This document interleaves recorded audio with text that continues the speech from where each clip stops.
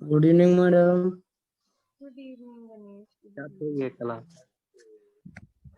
हैं?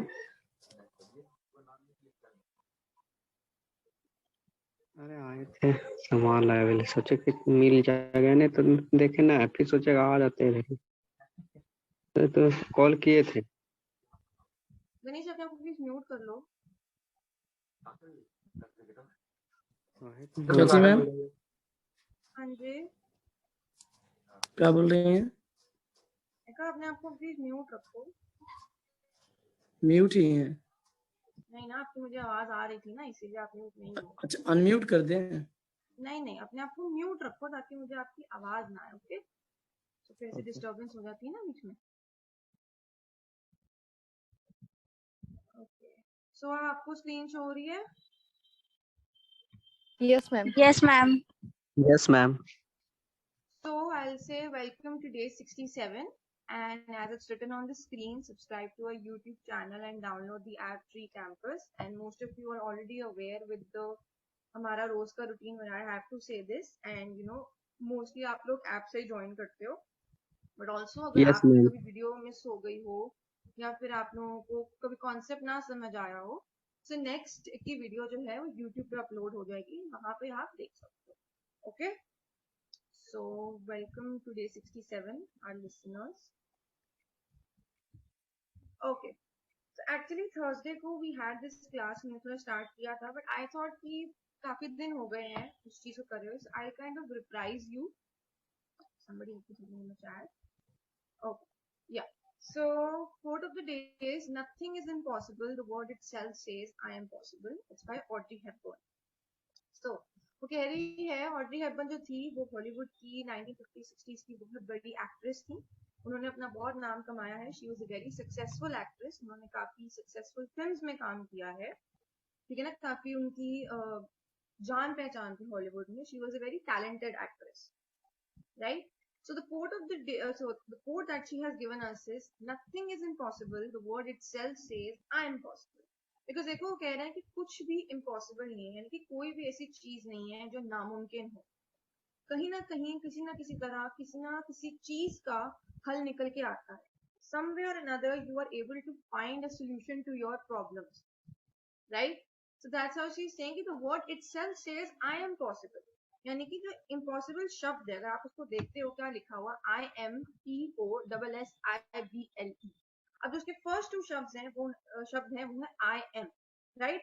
अब जब हम लिखते हैं आई एम को अगर हमें शॉर्ट फॉर्म में लिखना है तो हम आई अपोस्ट्रॉफी एम में लिखते हैं ना, तो उसको हम कहेंगे आई एम इम्पॉसिबल। वही मैंने आपको एग्जाम्पल दिया हुआ है इसमें कि द वर्ड इम्पॉसिबल खुद ही कहता है कि आई एम पॉसिबल। अगर इम्पॉसिबल शब्द को अगर आप 3 हिस्सों में तोड़ते हैं, so it gives you I am possible, right? तो यानी कि वो नामुमकिन वाला शब्द ही खुद कह रहा है कि मेरे को मुमकिन करना पॉसिबल है।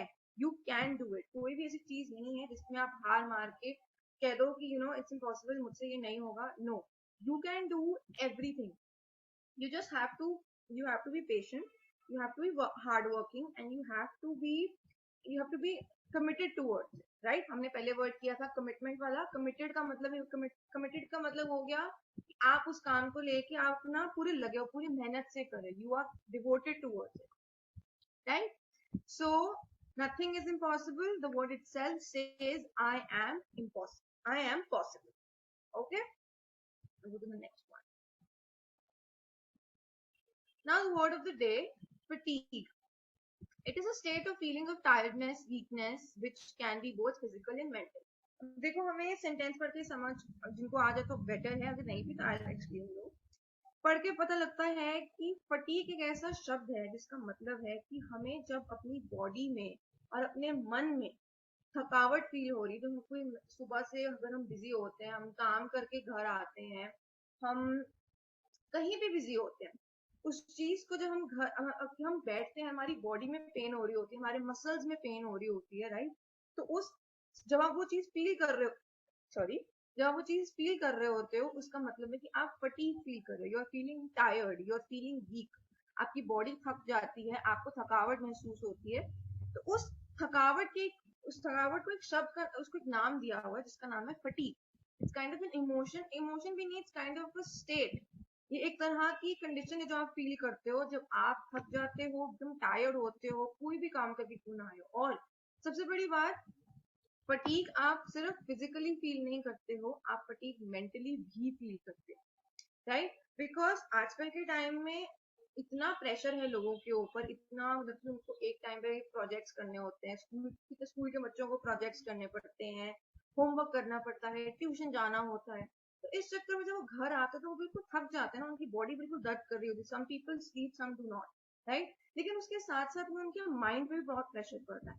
And it's not only for the kids in school, it's also for people who are passed out from school, who are in colleges, who are working.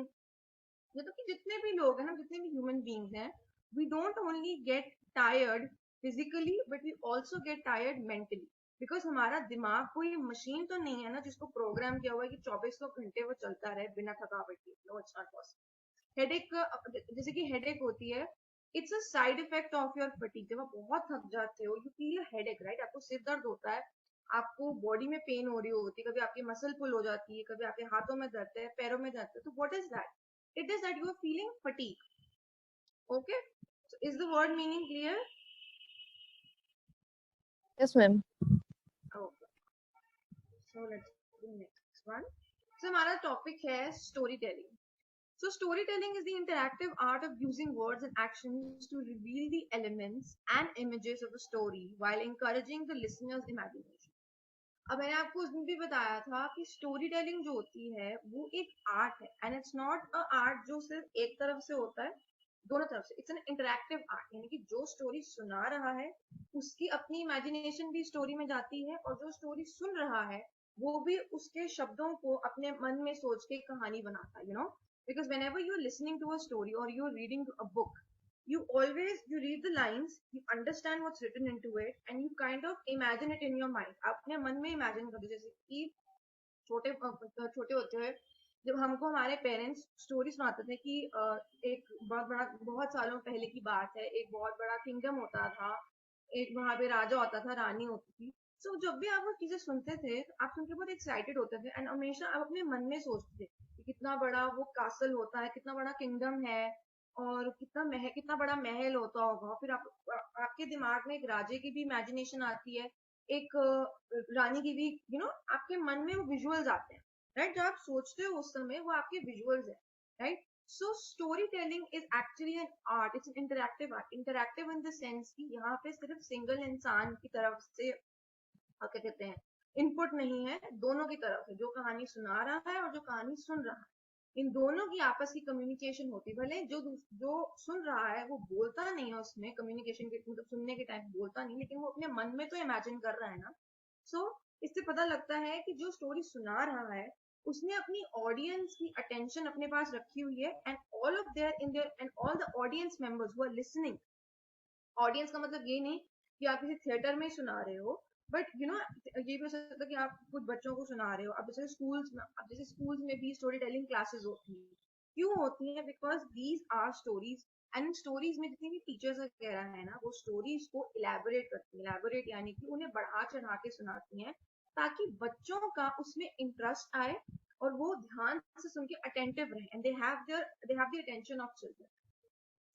तो स्टोरी टेलिंग में क्या होता है, आप किसी भी तरह की स्टोरी बना सकते हो. आप उसमें भूत डाल सकते हो, आप उसमें एलियन डाल सकते हो, आप उसमें मॉन्स्टर्स डाल सकते हो, आप उसमें भगवान जी डाल सकते हो, उसमें आप कोई भी तरह का कैरेक्टर डाल सकते हो. उसमें आपके 4 हीरो हो सकते हैं, 8 विलन हो सकते हैं, और कोई हीरोइन ना भी हो तो कभी कभार चलता है, राइट? और यू नो, इस तरह को स्टोरी को, और फिर उस पूरी स्टोरी को पूरा फॉर्म करना, शब्दों में पूरा फॉर्म बना के स्टोरी का sense banana, that concludes the art of story telling.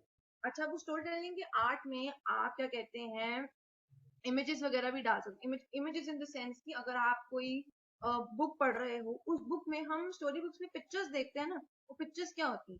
Pictures एक तरह से ऑथर का एक पॉइंट ऑफ व्यू है कि उन्होंने अपने मन में क्या सोचा होगा कि उनका ये जो स्टोरी है उसके कैरेक्टर्स कैसे दिखते हैं. जैसे मैंने आपको एग्जाम्पल दिया था उस दिन हैरी पॉटर का. अब मुझे नहीं पता आप लोगों में से किसी ने देखी है नहीं देखी, but you know Harry Potter is one of the best example to show you know एक स्टोरी टेलिंग का एग्जाम्पल है कि कैसे वो एक चिल्ड्रंस बच्चों की बुक शुरू हुई थी. It was a children's book. It was a very 2001 में आई थी. So it was a children's book as a start. और उसके आगे जाके उसकी जितनी उसकी 8 किताबें हैं, राइट. It has 8 books. 8वीं बुक तक आते आते उस बुक की पॉपुलैरिटी इतनी, उन कैरेक्टर्स की, उस स्टोरी की पॉपुलैरिटी इतनी बढ़ चुकी थी that they were all transferred into movies. उन पे बहुत ही पॉपुलर मूवीज बनाई गई. So let's get aside from Harry Potter topic. अगर हम इंडियन कैरेक्टर्स ही लें, जैसे कि हम चाचा चौधरी सुनते हैं, चाचा चौधरी हो गया, शक्तिमान हो गया, जितने भी हम कार्टून वगैरह देखते हैं, ये सारे तरह की स्टोरी टेलिंग ही तो है. जिन्होंने ये कहानियां लिखी हैं उनकी तरफ से तो स्टोरी टेलिंग ही है ना. उन्होंने अपने दिमाग में कैरेक्टर्स बनाए, कैरेक्टर्स को उन्होंने नाम दिया, बैकग्राउंड दिया, उनको माँ बाप दिए, कुछ किसी को दिए किसी को नहीं दिए. जैसे कि हम शक्तिमान की बात करते हैं. Have you seen a person जो रियल लाइफ में हवा में उड़ सकता है? नो ना. Nobody have that kind of a super power. हम जितनी भी ये सुपर हीरो मूवीज देखते हैं ये सारी फिक्शनल है, फिक्शन है. मैंने आपको उस दिन बताया था फिक्शन मतलब कि जो चीज आप इमेजिनेशन में देख सकते हो, मूवीज में देखते हैं, लेकिन वो चीज हमें कभी रियलिटी में देखने को नहीं मिलेगी. जैसे कि ये शक्तिमान का एग्जांपल दूं मैं आपको, तो आपने रियल लाइफ में तो शक्तिमान नहीं ना देखा. इट्स जस्ट एन कैरेक्टर जो कॉमिक बुक में बनाया गया था और वो हमारे सामने लाया गया था. क्यों? हमें एंटरटेन करने के लिए, हम पर उनका ध्यान रखने के लिए, ताकि बच्चों को स्टोरी पसंद आए.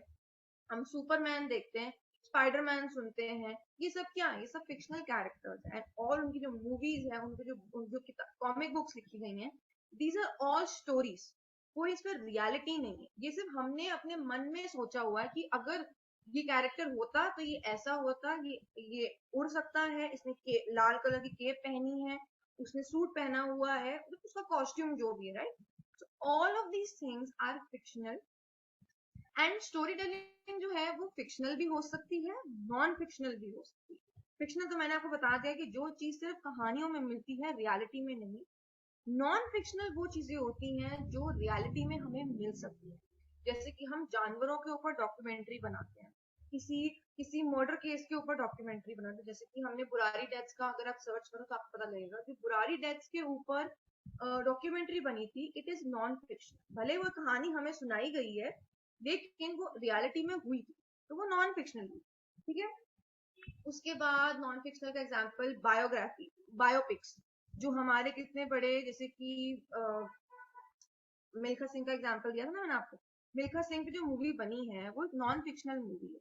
क्यों? क्योंकि जो हमें मूवी में दिखाया गया है वो मिल्खा सिंह की अपनी लाइफ में हुआ था. सबसे बड़ी बात, मिल्खा सिंह एक एक्चुअल पर्सन है. He is a real person. He has lived in this earth. He is still living in this earth. He is not dead of course, but you know जब से वो जो उसकी कहानी दिखाई गई है, he is an actual person. So उसके ऊपर ये बेस्ड है. तो ये एक तरह से नहीं, it's a non fictional movie, it's a non fictional story. जब वो लोग स्क्रिप्ट पे उन्होंने वो कहानी लिखी थी, that is a non fictional story, because all the things that happened in the movie, they had actually happened in Milkha Singh's own life. He's a real person. So fiction का मतलब है जो रियलिटी में नहीं होता, non fiction जो reality में होता है. ठीक है ना. तो स्टोरी टेलिंग का जो आर्ट है वो हम फिक्शनल में भी यूज करते हैं और नॉन फिक्शन में भी यूज करते हैं. Is it okay? Yes, ma'am. बाकी सबको भी कि सिर्फ शिवानी को ही? Yes ma'am.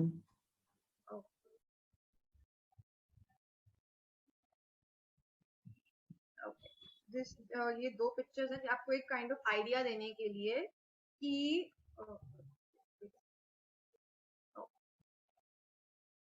ये 2 पिक्चर्स जो हैं आपको एक एग्जांपल दे रही हैं कि आई नो थोड़ी क्लियर नहीं है, बट आपको दिख तो रहा ही होगा. So it kind of shows you story telling के पीछे का मतलब क्या. जैसे कि किताब बनाई है, हम स्टोरी टेलिंग का हम जब भी सुनते हैं तो स्टोरीज हमेशा हम बुक्स में पढ़ते हैं ना, दैट उन्होंने काइंड ऑफ रिप्रेजेंटेशन दी है कि इस किताब में आप अपनी मर्जी से किसी भी तरह के एलिमेंट्स डाल सकते हो, इमेजेस डाल सकते हो, कैरेक्टर्स ऐड कर सकते हो. You can give it a story जिसको रियल होने का मतलब कि जरूरी नहीं कि वो रियल हो या ना हो, लेकिन आप उसमें इतनी सारी चीजें अपनी मर्जी से ऐड कर सकते हो, बट वो चीजें आपको स्टोरी सुनानी आनी चाहिए और वो चीजें जो है सेंस बनानी चाहिए। जब मैं आपको कुछ भी अनाप शनाप बोलती रहूं इन द सेंस की मैं कुछ भी आपको वर्ड सुना रही हूँ, कोई भी वर्ड्स बोली जा रही हूँ मैं आपको, तो क्या वो स्टोरी बनेगी? आपको कुछ समझ आएगा? नो। आप तो बोर होके क्लास छोड़ के चले जाओगे, नहीं ना।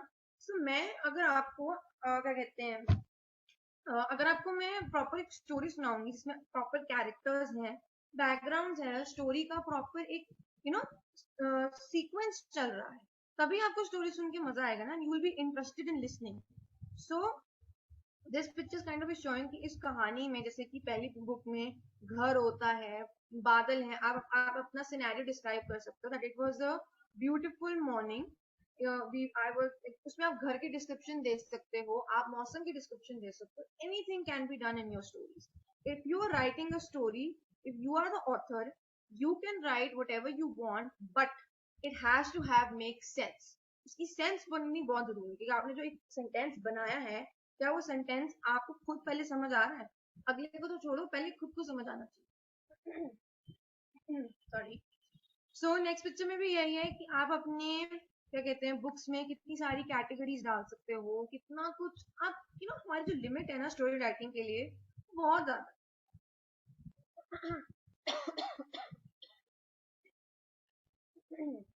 ओके, आज पता नहीं क्या हो गया गले को। सो हमने उस दिन भी बात की थी, there are 5 C's of story telling: circumstances, conflict, crisis, climax and conclusion। So पहले के 3 पॉइंट्स पढ़ लेते हैं। Every story has a hero, but the story would not be interesting if there were no villains. Finding the hook: characters are just one component of the story. Create compelling visuals। 5 C's हम बाद में करते हैं, पहले हम ये 3 points को पढ़ते हैं कि हर कहानी में हीरो तो जरूर होता है, हमने सुना कि हीरो होती है, हीरोइन होती है, बाकी के साइड कैरेक्टर्स होते हैं, but the story would not be interesting if there were no villains. Now let me ask you, अगर आप एक story, if you are watching a movie और if you are reading a story and you are reading about all the happy things in a person's life, कि वो hero था, वो heroine थी, उनको प्यार हुआ, वो घूम रहे हैं, फिर रहे हैं, they are doing good things for their community and everything, क्या आपको स्टोरी पढ़ के मजा आएगा? लाइक स्टार्टिंग में भले आपको आए, जब हमें पता लगता है कि how the hero heroine and met and eventually they fell in love together, उस चीज को साइड पे रख के उसके बाद अगर आप उनकी लाइफ ही देखते रहोगे जिसमें कुछ भी नहीं है, मतलब और कोई कोई मसाला नहीं है एज वी से, क्योंकि स्टोरी बिल्कुल बोरिंग चलती जा रही है, आप एक पॉइंट पे आके बोर हो जाओगे ना, उसके बाद you will not be interested in it, right? So वही कह रहे हैं कि कहानी में हीरो हो, हीरोइन हो, इट्स ओके, कभी कभार हीरोइन ना भी हो, ऑल्सो ओके, लेकिन कहानी तब तक इंटरेस्टिंग नहीं बनती, there is no element of interest in the movie और in the story when there is no villain. अगर विलेन नहीं होगा तो कहानी में मजा क्या है? जब तक, क्योंकि हम जितने भी देखते हैं आजकल के टाइम पे ना, विलेन्स को लोग हीरो से ज्यादा पसंद करते हैं। आप कोई भी सुपर हीरो मूवी देखने जाते हो, if you are watching Superman and all that, अब आप पूरी 1 घंटे की 2 घंटे की मूवी में अगर आप यही देखते हो Superman is helping other people, और जब भी उसको जरूरत है वो लोगों को हेल्प कर रहा है, हेल्प करके उनको बचाता है, and then he is getting appreciated for it, उसको उसके लिए प्रेज मिल रही है, लोग उसको उसके लिए तालियां मार रहे हैं, सब कर रहे हैं। तो एक पॉइंट पे आके आप भी बोर हो जाओगे ना, लेकिन आपको तब तक मजा नहीं आएगा कि जब उसको कोई चैलेंज करने के लिए नहीं आएगा, कि वो जब उसके क्या कहते हैं उसके ऑपोजिट एक विलन हो, कोई विलन की स्टोरी हो, विलन का बैकग्राउंड हो, then you get more interested कि अब देखते हैं कि अब हीरो क्या करेगा विलन से लड़ने के लिए, because in the movies villain is always powerful than the hero. Starting में ये दिखाते हैं कि विलन्स बड़े रिच होते हैं, जैसे कि मिस्टर इंडिया की बात करते हैं, मिस्टर इंडिया मूवी में हमारे पास विलन कौन था? Mogambo. Mogambo was a very rich character, और एक बहुत ही और जो उसके एक्टर थे अमरीश पुरी साहब, उन्होंने इतनी अच्छी तरह से एक्टिंग की थी कि आपको देख के लगता है कि हाँ भाई ये कैरेक्टर है, ये कैरेक्टर है जो इस एक्टर ने बहुत अच्छे से हमें करके दिखाया, and we are genuinely hating this character. तभी कहते हैं कैरेक्टर से नफरत करो, एक्टर से नफरत मत करो, बिकॉज यही स्टोरी टेलिंग का एक आर्ट है कि जिसने ये मूवी डायरेक्ट किया या जिसने स्टोरी बुक लिखी है, अगर उसने अपने शब्दों से और अपनी मूवी से आपको उस नेगेटिव कैरेक्टर, उस विलेन को अगर आपको उसने नफरत करा दी ना, इसका मतलब कि वो अपने हिस्से में पूरा हो गया, मतलब कि उसने अपना काम पूरा कर दिया। बिकॉज विलन का होने का फायदा ही क्या है, जब तक आप उससे नफरत ना करो, right? And then at the end when there's a fight between the hero and the villain, तभी स्टोरी देखने में मजा आता है कि कैसे हीरो सब कुछ करने के बाद विलेन से लड़ता है और विलेन को हराता है। And it's so satisfying to watch जब आप विलेन को नीचे गिरते हुए मरते हुए देखते हैं। अच्छा लगता है देखिए, चलो विलेन हार गया और अच्छाई की जीत हुई, बट कहानी में वो ट्विस्ट एंड टर्न का मजा ही नहीं आना था जब तक विलेन हो ही ना। सो दैट्स व्हाई दे से कहानी में हीरो हो हीरोइन हो, और अगर हीरोइन कभी कभार ना भी हो या हीरो भी कभी कभार ना हो, सिर्फ हीरोइन ही हो, so in all those cases story is not interesting until and unless उसमें विलन ना, right? Then is finding the hook. Hook यानी कि जब आप स्टोरी चला रहे हो, आपकी कोई स्टोरी बुक पढ़ रहा है, आपको अपनी स्टोरी को इंटरेस्टिंग करने के लिए वो एक हुक, जैसे मछली को पकड़ने के लिए वो कांटा भेजते हैं ना पानी के अंदर, जब वो मछली उस कांटे में अड़ जाती, फिर मजा आता है कि हाँ भाई अब मछली आई है, तो फटाफट उसको ऊपर आप खींचते हो। फिर आप में कभी कभी मछली जब बड़ी हो, यू हैव टू, आपको उसमें और मेहनत लगती है, तो वो चीज करने में ज्यादा मजा आता है। ये नहीं कि आप दिन भर बैठे हुए हो और कोई मछली नहीं आ रही, कुछ फर्क नहीं, बोरिंग। दैट्स व्हाई वही स्टोरी के लिए कह रहे हैं कि अगर अपनी स्टोरी को इंटरेस्टिंग बनाना है तो ऐसा हुक पॉइंट पकड़ो कि उसको, उस लाइन को या फिर उस मूवी में सीक्वेंस को देखने के बाद आपका जो ऑडियंस है वो वहां से उठ के ना जाए और आपकी किताब को बंद ना करे। मैं आपको ये दो सिनेरियो बता रही हूँ, एक बुक के, अगर कोई बुक रीड कर रहा है और एक कोई मूवी देख रहा है, ठीक है ना? इन दोनों केसेस में when you have created that hook और आपका जो ऑडियंस है उसको अगर वो चीज पसंद आ गई, मतलब कि ओ ये क्या ना मतलब था, आप एक सस्पेंस क्रिएट करते हो, आप एक ट्विस्ट क्रिएट करते हो, जैसे कि हुक इन द सेंस कि कभी कभार ऑथर्स वगैरह जो होता है ना, वो बुक्स में दे kind of kill the good character. एक अच्छा कैरेक्टर होता है ना जिसको सब पसंद करते हैं, वो उसको मरवा देते हैं, और मोस्टली केसेस में होता है कि उस कैरेक्टर को विलन नहीं मरवाया होता है। सी, इसी तरह से सीक्वेंस से हमें एंड में पता लगता है, और वो जो सारा सीक्वेंस एंड में आके हमें ना कुछ पता लगता है कि स्टार्टिंग में कब ऐसा क्या क्यों हुआ। सस्पेंस, सस्पेंस वाली मूवीज में ऐसे होता है, बिकॉज हमें स्टार्टिंग में तो नहीं पता लग जाता ना कि क्या एंड में होगा। अब उस हुक को आपके डायरेक्टर, उस मूवी के डायरेक्टर ने और उस बुक के ऑथर ने आपको इस तरह से पकड़ लिया है, they have grabbed your attention that you feel impossible to put down your book और to not watch the movie. तो आप एंड तक वो बुक पढ़ते हो और एंड तक वो मूवी देखते हो, उसका मतलब है कि उसने आपका इंटरेस्ट पकड़ लिया। आपको वो लाइन या वो सीन देख के आपका ऐसा इंटरेस्ट जागा that you think that I am not going to, मैं अब ये मूवी बंद नहीं कर रही और मैं अब ये बुक बंद नहीं कर रही। So this is the technique of story telling, कि पहले आप स्टोरी चला रहे हो लेकिन बीच में ऐसा एक हुक कराओ कि आपकी ऑडियंस जो है ना वो फंस जाए। एंड कैरेक्टर्स जो होते हैं ना वो सिर्फ स्टोरी का एक वन कंपोनेंट है, उनके ऊपर स्टोरी भले बेस्ड होती है, लेकिन कैरेक्टर्स जो हमारे होते हैं वो एक सिर्फ हिस्सा है। स्टोरी को लिखने के लिए सिर्फ कैरेक्टर्स के होने की जरूरत नहीं है। स्टोरी को लिखने के लिए you have actually had to have a actual story, background होना चाहिए, कैसे विलन ने वो काम किए, कैसे हीरो ने बचाया। आप सिंपल ये नहीं लिख सकते the hero and the villain fought together and in the end the hero one. आपको बताना पड़ेगा कैसे। कैरेक्टर के नाम तो आपने दे दिए, कैरेक्टर का नाम दे दिया, कैरेक्टर की फैमिली के नाम दे दिए, लेकिन you haven't told us about कैसे the hero was able to defeat the villain. उस चीज को, पूरी स्टोरी को बनाने के लिए, रियलिस्टिक दिखाने के लिए, यानी कि असली दिखाने के लिए, भले वो असली होता नहीं बिकॉज रियल लाइफ में आप क्या मिस्टर इंडिया हो सकता है? नो। सो उस चीज को इंटरेस्टिंग बनाने के लिए आपको पूरी स्टोरी देनी पड़ती है कि उसने ऐसे ऐसे किया, फिर वैसा हुआ, फिर ऐसे करके वो हो गया। आई am not giving you an actual story, but मैं आपको एक पाथ बता रही हूँ कि स्टोरी को इंटरेस्टिंग बनाने के लिए you have to give all the details, छोटी से छोटी डिटेल्स देनी पड़ती है। बिकॉज कई ऐसी किताबें होती हैं, कई ऐसी स्टोरीज होती हैं जिनमें स्टार्टिंग जो होती है ना सीधा डायलॉग से स्टार्टिंग में हो जाती। स्टार्टिंग होती है कि पहले ना जिस कमरे में मेन हीरो या हीरोइन बैठा हुआ है वो, उसके आसपास का कमरा वो लोग डिस्क्राइब करते हैं कि एक व्हाइट कलर का कमरा था, it had a fireplace. Fireplace यानी कि वो जो घरों के अंदर वो लकड़ी वाली जगह होती है जहाँ पे लोग आग लगाते हैं इन सेंस की। और ओके, इट्स सेइंग कि ये मीटिंग ना 10 मिनट्स में खत्म हो जाएगी, सो उसके बाद आप लोग दोबारा ज्वाइन कर लेना। ओके, सो ज्वाइन कर लेना, फिर बस 10 मिनट्स है।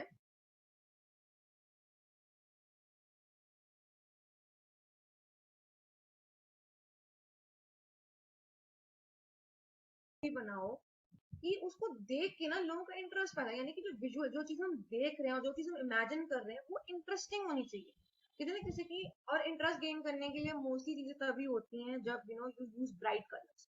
मूवीज में हम देखते हैं बड़े ब्राइट ब्राइट कलर्स, जैसे मैं आपको ब्रह्मास्त्र का एग्जांपल दिया था, इस मूवी में कितना ब्राइटनेस है, आग का रेड कलर, पानी का ब्लू कलर, जो भी वो कपड़े पहन रहे हैं, जो वो बातें कर रहे हैं, इतनी ब्राइटनेस होती है ना मूवीज में। सो वो कहते हैं कि अपने विजुअल्स को इतना अट्रैक्टिव बनाओ कि अगला इंसान आपके पास ही मतलब कि वो ना चाहते हुए भी वो आपकी चीज को देखे और उस चीज को पढ़े, राइट।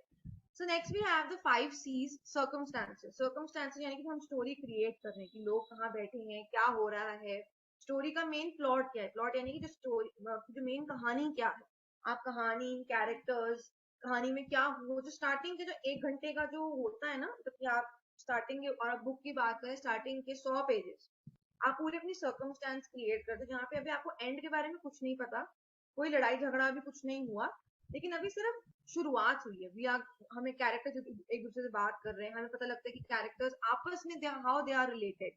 तो ये स्टार्टिंग जो सारी सर्कमस्टांस आपने क्रिएट की, ठीक है। उसके बाद कॉन्फ्लिक्ट। कॉन्फ्लिक्ट पे आते हैं कि कभी कभार, अब ऐसा तो पॉसिबल नहीं है कि मूवी में सब खुशी खुशी बात कर रहे हैं, कभी ना कभी लड़ाई झगड़े तो होते ही है ना। तो आप उसमें कॉन्फ्लिक्ट दिखा रहे हैं कि कुछ दो कैरेक्टर्स की आपस में नहीं बन रही है, they are not comfortable with each other, so we know ये कैरेक्टर नेगेटिव में है, ये कैरेक्टर पॉजिटिव में है। So kind of to give it a more upgrade करने के लिए उसको लेवल में, so they kind of put conflict into it. फिर एक क्राइसिस। क्राइसिस आता है जब कहते हैं ना, मूवीज में हमेशा मूवी हैप्पी हैप्पी नहीं चल रही होती, हमेशा टाइम पे वो एक सैड टाइम शुरू होता ही है ना, कि वो एक सैड मोमेंट आता ही होता है। तो वो क्राइसिस डालना, यानी कि when you have put, if किसी कैरेक्टर को के साथ ट्रेजेडी हो गई हो, या किसी का फैमिली मेंबर की डेथ हो जाती है, या किसी का एक्सीडेंट हो जाता है, या फिर किसी को जो जॉब मिलने की बहुत एक्साइटेड थी वो नहीं मिलती, तो एक सीक्वेंस आता है ना मूवी में। तो बुक्स में भी ऐसा होता है कि another 50 पेजेस में आप क्राइसिस डाल देते हो, लड़ाई डाली, फिर क्राइसिस डालने की जो मुसीबत पड़ी है, फिर आप क्लाइमेक्स पे आते हो कि कैसे आपके जो कैरेक्टर्स हैं they were able to sort out the problem, and उन्होंने किसी ना किसी तरह मेहनत करके मिल के, फिर बीच में गानों के सीक्वेंसेस, वो तो चलो सिर्फ इंडियन मूवीज में होता है, लेकिन क्लाइमैक्स का मतलब है कि मूवी भी खत्म नहीं हो रही है, मूवी के हम एंड तक पहुंच रहे हैं, लेकिन उस एंड में हम दिखा रहे हैं कि कैसे द क्या कहते हैं, हीरो हीरोइन या विलेन आपस में कैसे एक लड़ाई हुई, उसका लड़ाई का रिजल्ट सोल्यूशन कैसे निकाला।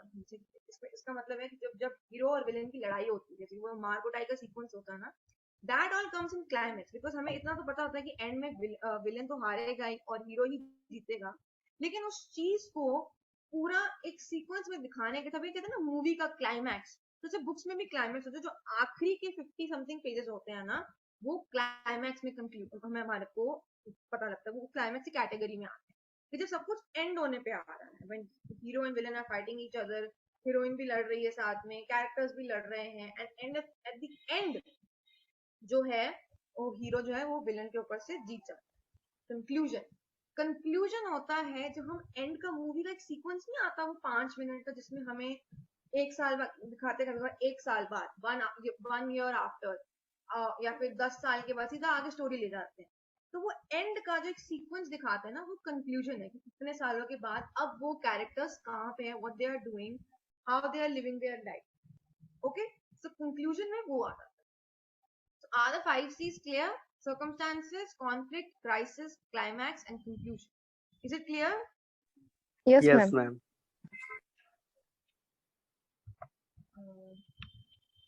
Okay. आज मैं आपके साथ ना, I'll tell you how to build up the characters and how to build up your plot. जैसे कि मेरे पास आपके लिए आज एक स्टोरी का, मैंने एक स्टोरी सुनी हुई है, मुझे वो स्टोरी काफी मतलब इंटरेस्टिंग लगती है, क्योंकि उस स्टोरी में बड़े सारे ट्विस्ट एंड टर्न हैं, ठीक है ना। सो सबसे पहले हम अपने कैरेक्टर्स को इंट्रोड्यूस करते हैं, जस्ट सेकंड।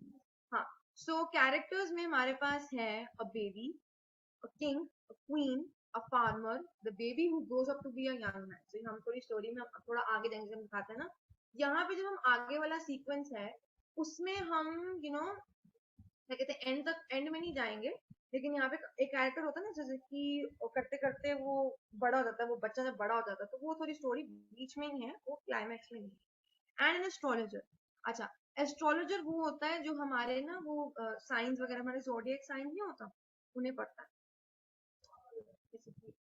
एक सेकंड प्लीज।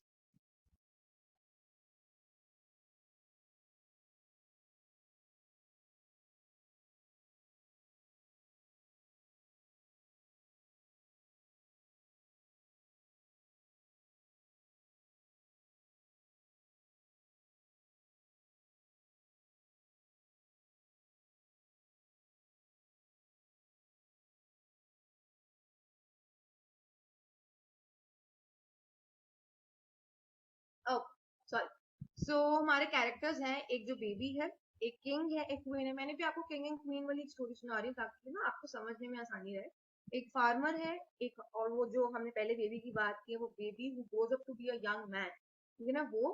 और एक एस्ट्रोलॉजर, एस्ट्रोलॉजर यानी कि जो फ्यूचर हमारा देखते थे, जो लोग हाथ नहीं पढ़ते होते, एस्ट्रोलॉजर वो भी आ सकता है। अच्छा, अब मैं आपको स्टोरीज के साथ बताती हूँ, the giving an idea of the surroundings and describing the characters and their role.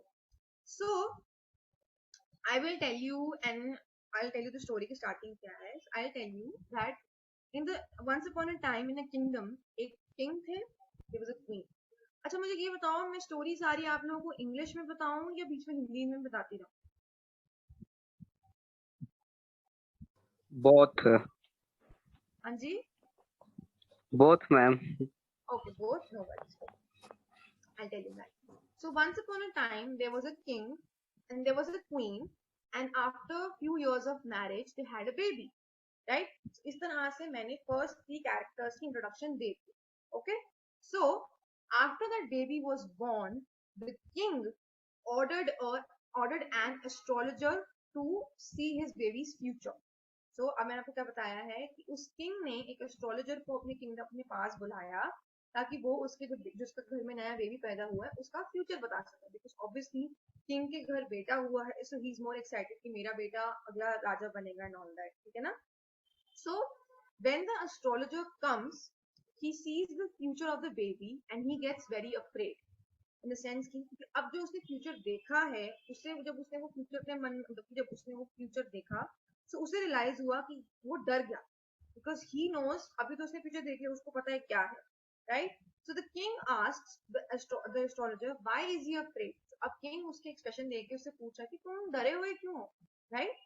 तो उसके बाद astrologer explains that oh my dear king, I saw in this child's future that when he grows up, he will grow up and kill his father. ये उसकी तकदीर है. So astrologer ने उसे बताया कि आपका जब ये बच्चा बड़ा होगा, ये एक तलवारबाजी सब सीखेगा, तो वो एंड में आपको ही मार डालेगा. अपने राजे को बता रहा है कि वो एंड में आपको ही मार डालेगा अपनी तलवार से. Now, when the king and queen hear this news, they get very, of course, they get very angry. They get afraid that they obviously they do not want this to be happening, right?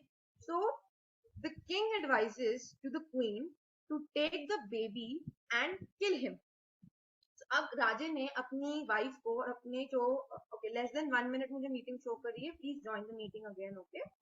सो जो the queen है, और वो जो king है, वो अपनी queen को बोलता है कि इस बच्चे को ले जाओ और इसे मार डालो, बिकॉज ऑब्वियसली वो अपने फ्यूचर के लिए डरा हुआ कि मुझे नहीं मरना अपने बच्चे के हाथों, तो इस बच्चे को ही तुम मार डालो, ना अपना बच्चा रहेगा ना वो मुझे आगे जाके मारेगा। तो जो क्वीन है, शी ऑब्वियसली द क्वीन जो है, she feels bad for her child because it's her child. So what does she does is she takes the child in a basket and she leaves the child in the forest.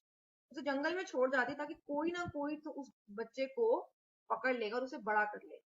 और महाराज को जाके, and then she goes back to the kingdom and she tells her king that the child is dead. उसके ये कहानी सुन के the king becomes very happy and the queen, knowing the truth जो है, वो ना ये चीज अपने मन में दबा के रख लेती है. ओके, नाउ अब स्टोरी जो है, वहां पे बच्चे की रोने की आवाज है, ऑब्वियसली वो डर गया ये देख के, right. So the farmer goes to check where the voice is coming from. So he goes and he sees that same baby in the basket, right? and then he sees nobody is around that baby, and वो obviously बच्चे को देख के परेशान हो जाता है कि वो बच्चा अकेला है वहां पे, कोई उसके आसपास कोई लग नहीं रहा है, एंड इट्स फॉरेस्ट में अकेला है, कोई भी जानवर आके उसे खा सकता था. So the farmer decides to take that baby to his own home. So इसी तरह करते करते जब वो फार्मर उस बेबी को अपने पास ले जाता है, so वो हमें पता लगता है कि उस फार्मर ने डिसाइड किया था कि मैं अब इस बेबी को अपने हिसाब से पालूंगा. You know, I will take care of this child. So he kind of becomes the adoptive father of that child, and for the next 16 years he takes care of the baby, which is the king's son. जो king का बच्चा है, उस farmer को तो नहीं पता ये किंग का बच्चा है, राइट? So उसने बस एक बच्चे को देखा, एंड फ्रॉम द for उसकी ह्यूमैनिटी शो की, he was a good person, so he decided कि क्यों ना मैं इस बच्चे को ले जाता हूँ, एंड I will, क्या कहते हैं, मैं उसको अपने हिसाब से बड़ा करूंगी ना, अपना बच्चा समझ के इसको बड़ा करूँ. Okay, so that is what he does for the next 16 years. Now what happened is, अब हम 16 years आगे जा चुके हैं, right? So now that kid, he grows up to be a young man. So he's a young man of 16 years, और उसके father ने उसे, he has taught him, उसे तलवारबाजी सिखाई, मतलब कि उसे निशाना लगाना सिखाया है, तलवारबाजी उसने उसको सिखाई हुई है, एंड उस बच्चे को वो टैलेंटेड हो गया वो बच्चा. So now what happens is, one day the king happens to have, he decides to have a round in the forest to hunt animals. Okay, so as he was in the forest hunting animals, he come across the young man. अब young man यहाँ पे किसकी बात हो रही है, बताओ कौन सा young man है? Anyone? आपको स्टोरी Yes, याद ma'am. आ रही है? हाँ जी, Repeat this question, ma'am. I am asking, जो मैंने अभी यंग मैन का नाम लिया है, वो कौन है यंग मैन? क्योंकि जब किंग है, वो जो फॉरेस्ट में जाता है, वो एक यंग मैन से मिलता है. सो आपको क्या लगता है वो यंग मैन कौन होगा? Ma'am his child. No how, अपने आप से कैसे मिल सकता है? So oh sorry, you said his son. Sorry, yes, you are correct. Yes, ma'am. I thought you said himself. So no, No, ma'am. very sorry for that. So yeah, you said his son. Yeah, you're correct. लेकिन अब ना उस young man को पता है कि वो उस किंग का बेटा है, ना उस किंग को पता है कि वो जो लड़का है वो उसका अपना बेटा है. So see, this is kind of a twist in the story, जहाँ पे बाप और बेटे दूसरे के सामने खड़े हो गए हैं, but they are unaware of the fact that वो एक दूसरे के बाप बेटे, right? So this is kind of a twist in the story. अब यहाँ से क्या होता है कि किंग जो है, king sees that young boy and he challenges him to a duel. Dual होता है कि जब दो लोग अपनी तलवारों से लड़ते हैं. पहले के टाइम पे जो दो लोग आपस में तलवारों से लड़ते थे ना, उनको ड्यूएल बोलते हैं, बिकॉज क्यों, दो लोग. ड्यूएल यानी कि दो लोगों के बीच में तलवारबाजी या कोई भी लड़ाई वगैरह हो, so it's a dual. So the young man agrees, and when they have a dual, accidentally the young man kills the king. देखो, जो इतने सालों पहले उस एस्ट्रोलॉजर ने कहा था कि एक दिन आप अपने बेटे के हाथों से मारे जाओगे, वो चीज ट्रूथ हो गई. भले अब वो दोनों नहीं जानते थे कि वो दूसरे के बाप बेटे हैं, फिर भी life works in mysterious ways, because वो उस किंग की डेस्टिनी थी that he had to have been killed by his own son. Even तो वो जानता था या नहीं जानता था, वो तो ऑब्वियसली उसको नहीं जानता था, लेकिन ultimately unfortunately the young man kills the king. अच्छा, नाउ व्हाट हैपेंड, इट्स एक थ्योरी है और इस किंगडम की ना एक रूल है कि जो इंसान किंग को मारेगा, that person ultimately becomes the new king, right? अब ऑब्वियसली जो किंग के लोग थे, उन्होंने आके ऑब्वियसली जब किंग जाता जंगल में अकेला तो जाएगा नहीं. He went there with his people, his guards and everything, and when they saw the scene, obviously that young man was now declared to be the new king. अब जो क्वीन है, वो क्वीन जो थी, एंड एंड इनका rule ये भी था कि एक जो किंग को मारेगा वो तो किंग बनेगा ही, और साथ ही साथ में अगर उसकी कोई वाइफ है जो विडो हो चुकी है, उससे भी शादी कर लेगा. अब देखो कहानी में कैसा ट्विस्ट आया कि उसने अपने, अब देखो किसी को नहीं, अब सबको तो लगा था कि कोई रैंडम लड़का है, कोई अजनबी है जिसने हमारे किंग के साथ लड़ाई करके उन्हें मार दिया. ना ही क्वीन को पता है, ना ही किंग को पता है, right? So now what has happened, that this young boy has been appointed as the king of the kingdom, and also he marries the queen. इससे हमें क्या पता लगता है कि उसने एक्चुअली अपनी खुद की माँ से शादी कर ली. कहानी में इतना बड़ा ट्विस्ट उन्होंने डाला कि हमें ये रूल जो था पहले नहीं पता था, राइट? हमें रूल के बारे में जब पता लगा तब हमें समझ आता है कि ये तो कितनी बुरी चीज होगी, because obviously in our culture और in any culture sons don't marry their mother, right? ये कितना बड़ा शॉक एक एज एन ऑडियंस मेंबर को मिलता है कि एंड में वो लड़के ने अपनी माँ से ही शादी करी and none of the people know कि वो किंग का बेटा है. Not the mother knows, not the son, not the young man knows, nobody in the kingdom knows, not even the farmer जो उसका फादर बना हुआ था उसे भी नहीं पता लगा. So he gets married to his mother, but what happens is after some time, you know, अपनी क्वीन से वो अपनी लाइफ के बारे में डिस्कशन कर रहा था, अपने पास्ट के बारे में बता रहा था. और फिर वो जब क्वीन को बताता है that I was adopted by my father, यानी कि मैं अपने बाप का असली बेटा नहीं हूँ, उन्होंने मुझे जंगल से उठाया था. सोचो क्वीन को कितना बड़ा धक्का लगा होगा जब उसने सुना होगा कि वो तो उसी 16 साल पहले उसने भी अपने बच्चे को वहां जंगल में छोड़ा था. अब वो अपनी स्टोरी बताता है कि that my father also found me in the forest and I was in a basket. तो सोचो उस मदर को कितना बड़ा, क्वीन को कितना बड़ा शॉक लगा होगा when she realized that she has actually married her son. So कहानी को, स्टोरी टेलिंग का आर्ट हमें पता लगता है कि कहानी, पहले अपने कैरेक्टर्स तो हमने इंट्रोड्यूस करा दिए, लेकिन कैरेक्टर्स को आपस में जोड़ना, उनका लिंक क्रिएट करना, स्टोरी बनाना, स्टोरी में ट्विस्ट एंड टर्न देने और फिर स्टोरी का एंड देना, it is a very important thing. देखो अगर मैं आपको सिर्फ 4 लाइनों में बता देती कि किंग था, क्वीन था, लड़के ने किंग को मार दिया, फिर उसने क्वीन से शादी कर ली और फिर उसको पता लगा वो उसकी माँ है, क्या आपको समझ आएगा कि ये कैसे पॉसिबल है? अगर किंग एंड क्वीन का बेटा था तो उन्होंने माँ से शादी क्यों करा दी? You won't understand the thing. But मैंने आपको सारी बैक स्टोरी दी है कि कैसे उस एस्ट्रोलॉजर ने ये प्रिडिक्शन की थी कि आपका जो बेटा है वो आपको मारेगा. फिर उस किंग ने उस डर के मारे उस बच्चे को मारने का दिया, माँ में वो ममता जाग गई, उसने उसे मारा नहीं, उसे छोड़ दिया. और लकीली उस बच्चे को एक फार्मर मिल गया, मतलब कि एक फार्मर ने उस बच्चे को, मतलब कि बच्चे को उठा के उसे अपने बेटे जैसा बड़ा किया. कैसे पूरी लाइफ साइकिल उसकी खत्म, एक सर्कल पे आके खड़ी हुई जब उसने अपने बाप से लड़ाई की, ये बिना जाने कि वो अपने बाप से लड़ रहा है. And he kind of and he killed the king. वो कैसे राजा बना, उसने रानी से शादी की एंड एंड में उसे पता लगता है कि वो उस रानी का ही बेटा है. So imagine the horror, the queen and the son who's the new king, उसको कितना बड़ा धक्का लगा होगा सुन के that I have married my mother and for the queen that she has married her son. Can you imagine? तो देखो story बताने का यही तरीका है. Did you like the story? Yes, ma'am. जी बताना. या ma'am. Yes, ma'am. Yes, ma'am. बताने का मतलब यही होता है कि आप अपनी स्टोरी को इस तरह से इंटरेस्टिंग बना रहे हो कि जो कहानी सुन रहा है वो आपका ट्विस्ट सुनते हैरान हो जाए कि ओह ऐसे कैसे हो गया, अच्छा ऐसे हुआ सर.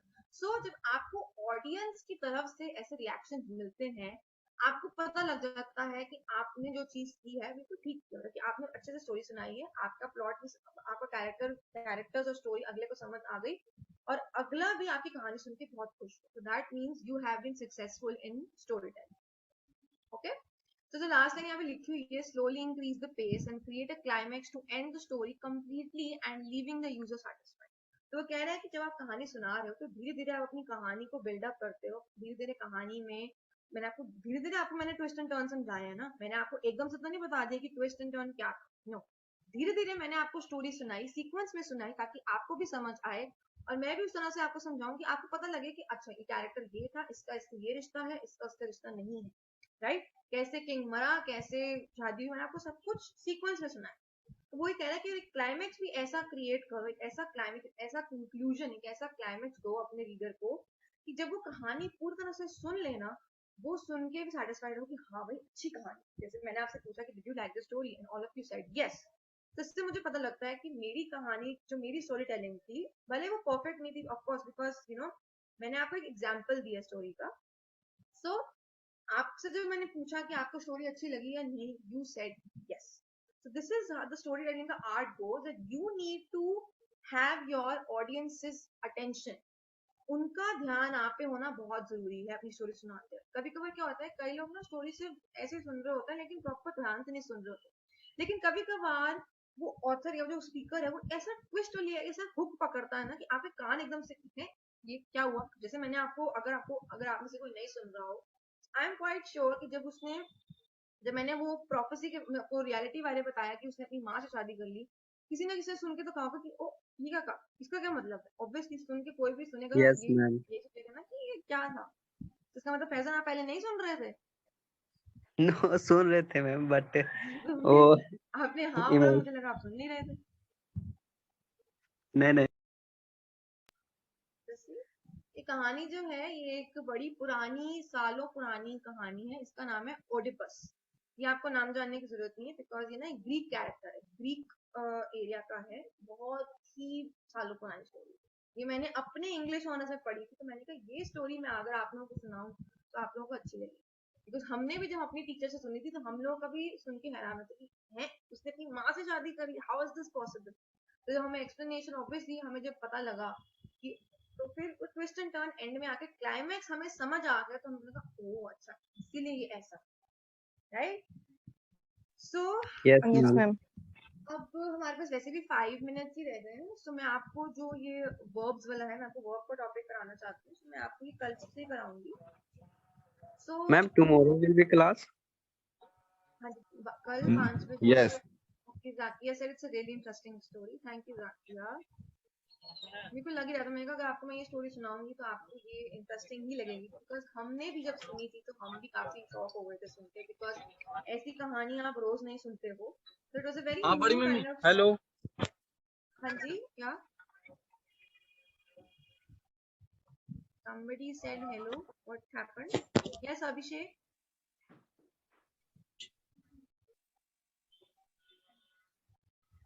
yes Abhishek, आपने हेलो कहा, what happened? No, ma'am. He was saying maybe in call. Okay, okay, so Yes, I ma'am. mute him because there is other.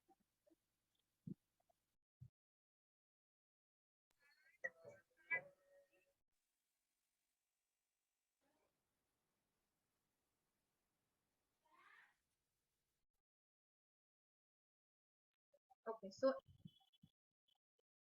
any questions, anything? No, ma'am. Okay, I stop the share.